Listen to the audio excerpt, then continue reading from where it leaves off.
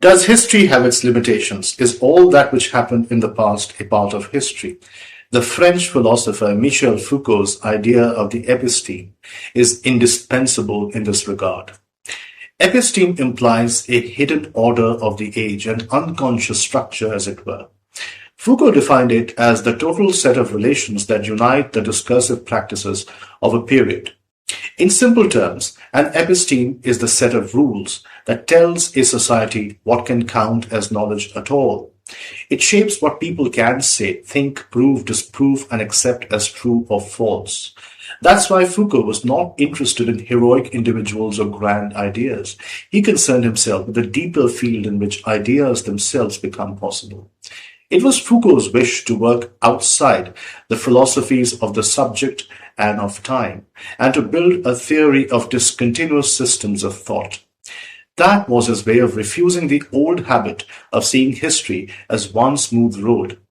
Foucault did not wish to trace ideas as if they were a chain of neat inheritances. Foucault styled himself as a thinker of scientific history, not of history in general. He even moved away from conscious subjects in his theory of history.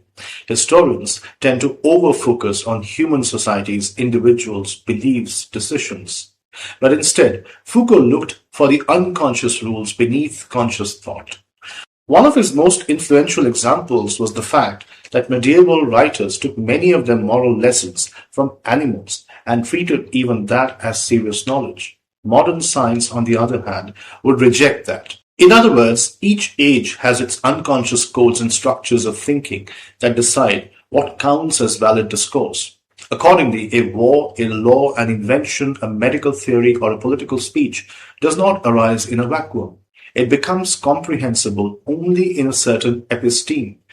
This is in line with Foucault's idea that knowledge is never innocent. It is always tied to discourse, and discourse is always tied to power.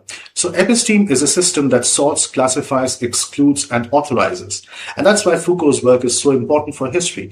It teaches us to ask not only what happened, but what kind of thinking made that event possible, and what kind of power made that thinking seem natural. And therefore, Foucault changes the historian's task.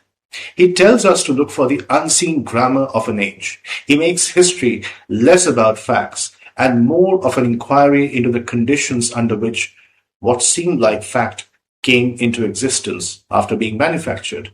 It compels us to see that every age has its horizon, its own radius of thinking about itself and of its past.